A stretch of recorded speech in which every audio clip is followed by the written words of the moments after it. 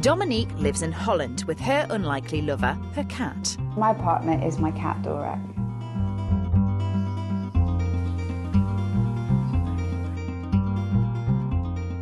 For most people, looking after the family pet is commitment enough. But for cat-crazy Dominique, well, she's looking for more commitment than most. The next few days is a very special time.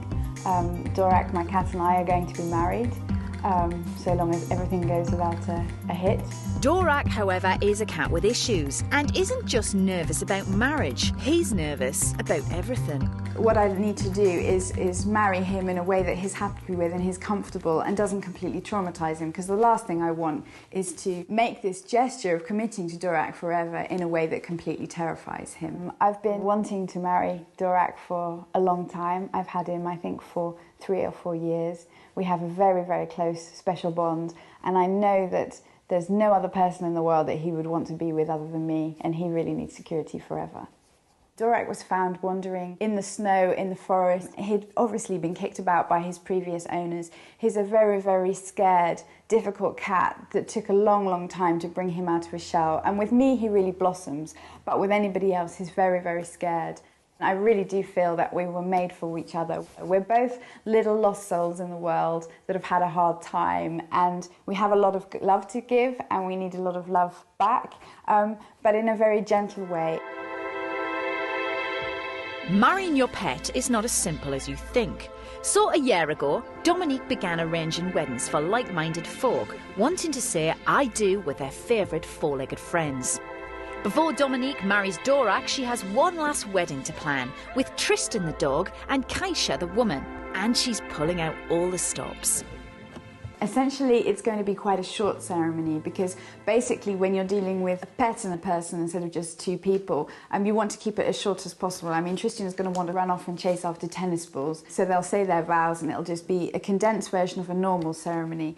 Dearly beloved, we are gathered here today to join Kaisha and Tristan in holy matrimony. Will you, Kaisha, take Tristan to be your partner from this day forward? Will you love him, cherish him, and keep Tristan, forsaking playing fetch with any other dogs for as long as you both shall live? I do. By the power vested in me, I now pronounce you woman and dog. You may now pat the groom. Despite the smiles, Dominique masks an inner sadness, hiding every bride's worst fear, being jilted at the altar. It's very bittersweet for me. I arrange ceremonies for other people, and they will be able to have everything in their day that I would like for mine. But the reality is that Dvorak's just not going to be able to handle that kind of day, and it's not just my day, it's our day. How am I going to marry Dvorak when he is so scared of being in the room or in the presence of other people?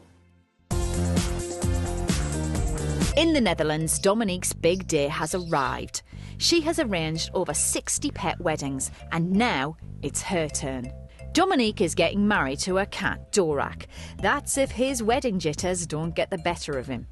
In an ideal world, I would have sent out invitations to all of my friends months and months in advance, had a big wedding list of all the presents that Dvorak and I would like, and little mice and cat treats for him and a dishwasher for me. But because Dvorak was kicked around in the past and abused, he's just too scared, and that would upset him too much, and I don't want to traumatise him, so we're just going to keep it quite small and cosy this evening.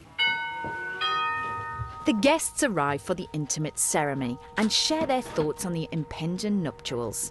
The marriage, what she does, is a different way as a human being relationship. It's more of a special bond for her. She's very attached to the animals. What for her is like a special thing. You can't compare it with human marriage. I think it's completely different. Thank you all really much for being here and sharing mine and Dvorak's day. I'm sorry that Dvorak isn't always emotionally available, but I know he's here in spirit, even if most of the time he stays up the stairs. Thank you all as well, because everybody here are really immediate family, and all the people that also have to help out and look after Dvorak when we're away. So thank you. Moesten we even op de toekomst van Perhaps anyone watching this, perhaps they think I'm completely crazy, or why would I marry my cat, or something like that. And there is a serious side to all of this.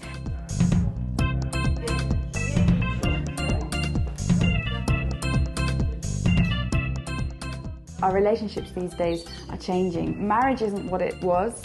I think a lot of us are coming from a generation of broken homes. It's not like it used to be. People don't get married to the guy next door and live happily ever after. Yet people still are looking for unconditional love. They want someone to be there when they come home. They want somebody who's there only for them forever. And I think that we have to start looking for it in other places. Will you, Dvorak, take Dominique to be your partner from this day forward? Will you love and cherish Dominique in sickness and in health, forsaking all other owners for as long as you both shall live? We click together. By the power vested in me, I now pronounce you cat and wife.